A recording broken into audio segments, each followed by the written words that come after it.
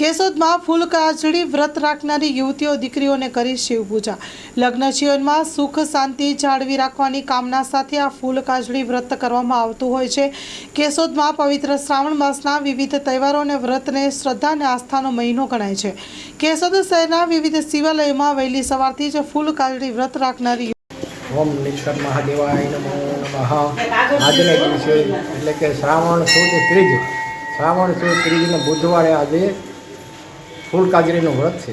આજે કુંવારકા દીકરીઓ પોતાની મનોવાંછિત ફળની પ્રાપ્તિ માટે આજે દિને ભગવાન શિવજીનું પૂજન કરે, શિવ પાર્વતીનું પૂજન કરે છે। એટલા માટે દીકરીઓ આનો બહુ મહિમા છે।